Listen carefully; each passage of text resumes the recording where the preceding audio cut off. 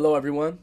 Welcome. Here we are. It's Saturday, and today we're going to be breaking down a remix I did a couple days ago of a Vampire Weekend track called "The Kids Don't Stand a Chance." So yeah, let's get into it. Like all my remixes, the root of everything comes from the vocal, and this vocal sounds beautiful. Great singer, and a really great recording. And to get these vocals, I put it in YouTube MP3, you know how it is. And there's not much going on with the vocal in terms of processing. We have a little bit of EQ, taking off some of the low end, some of the mud, boosting some of the highs, as well as a bus where I just have a reverb on it. And it sounds really great. So.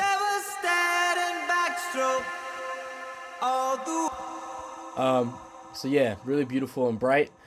And then at various points of the song, I have a bunch of different like chops of it. So in the intro, I chopped up the word devastating.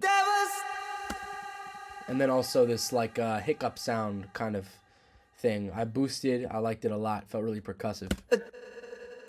So I use that a lot. And then later on, I used this sound, which I thought was really pretty too. And then other than that, there's a little bit of things happen at the end. But it's all very subtle, and it's just working to support the rest of the other things. So nothing crazy in this vocal section. Not a lot of glitching, really. So that's the vocals.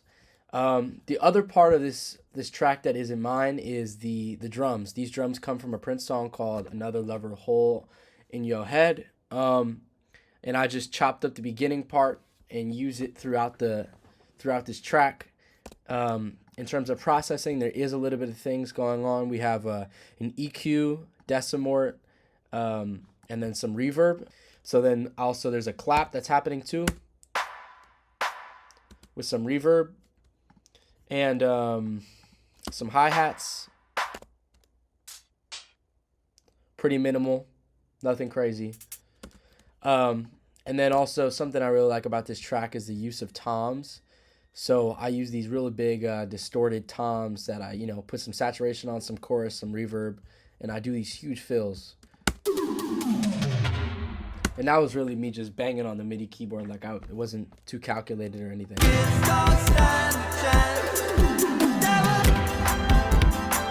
So yeah, adds a nice moment throughout the song. Otherwise, drums-wise, there's like a little bit of a hi-hat thing here. Just adding energy. But that's pretty much it. Oh, I chopped up the drums more, so here. Because there's a lot of rhythmic stuff going on. I wanted to accentuate that, so. So drums are going intense there. And then every once in a while, throw in an extra clap just to add some energy. But yeah, drums are pretty simple. Not much is going on processing-wise or rhythmically. I would say the root of this whole track comes from this chord progression right here. Or not really chord progression, but just like harmonic idea. I came up with this. I was just messing around in Serum, and so I laid it down. Pretty loose. It doesn't really have much to it in terms of rhythm. You can see what I did, designing the sound. There's a little bit of automation going on with the cutoff, as well as like the level of a second oscillator, which is 7 semitones above the original oscillator, and that's changing the level, so it kind of phases in and out, which is cool.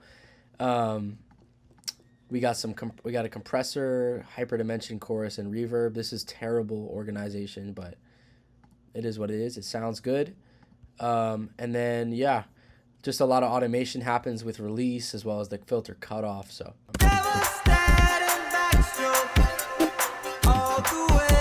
Beautiful, lush piano. Or no, that's not it. Here it is. I don't think that's a DX7. I think okay, it is a DX7. Piano Quattro is the setting. Did some work with the effects as well as like the attack and stuff like that, brightness. And this is kind of working with this CP70 classic, classic sound. And they just kind of interweave. And then there's also a CS80, which is a cool synth that I really love. It sounds really warm and beautiful. And this is just playing notes within these chords, as also like messing around with the pitch modulation.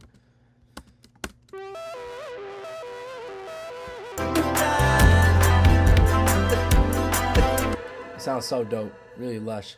And yeah, I mean, that's like, as far as chord stuff goes, that's pretty much it. Like I said, pretty intense piano.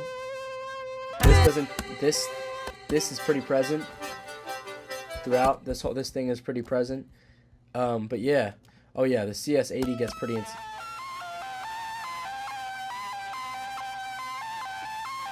A lot of this stuff is actually like very improvised. It's not a lot of like second takes. I just kind of try and feel out what I like and just go right away, because I feel like once I think too much, I lose the energy behind it.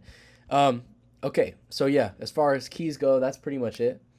Then bass. Here we go. Here's a bass. The bass is just a Trillion bass with a little bit of EQ. Not much going on. Trillion bass is just really reliable. I need to get a real bass. I can play bass, but it's pretty simple, playing root notes, a little bit of fifths in there too.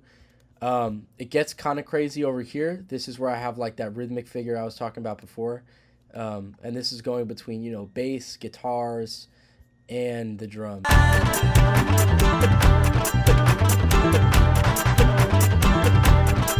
It has a nice flow, that rhythm. And then with this thing, like,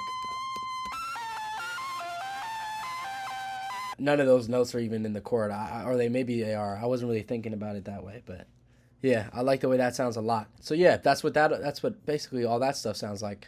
Now moving on to guitars, I have a Stratocaster. I'll show you what it looks like.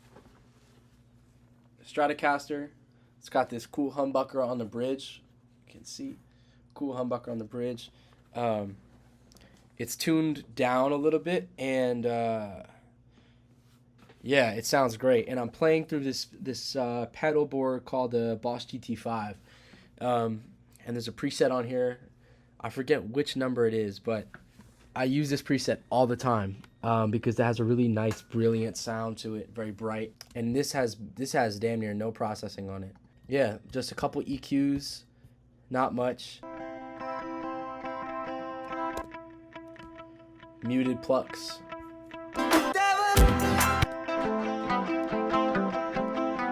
It's like just puzzle pieces that fit together to make this, like, you know.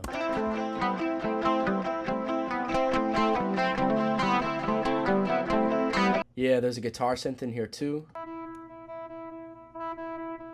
Doing some pedal stuff on one note. Then this, other than that, it's just that like 80s style rhythmic playing.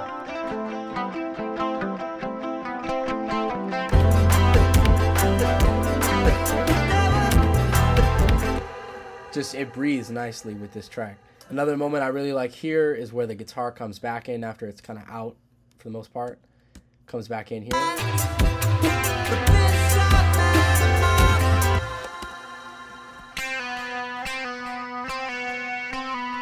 Doesn't sound great on its own, but when it comes in,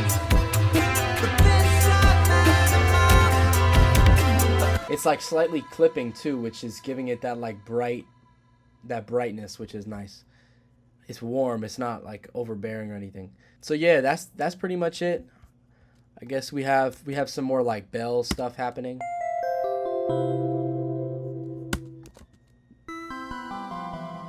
So yeah, that's pretty much it. You should definitely go listen to the track. You can hear all of it in context. But this was a lot of fun to make. I love making this type of music. It's fun to solo over, shed guitar and stuff like that. So yeah, I'm definitely going to make some more stuff like this because this was so much fun. But anyways, thanks for checking out this video. I hope it could have been helpful. I hope it was helpful for you. And yeah, let me know what you want me to talk about next, if anything. So thank you. Thanks.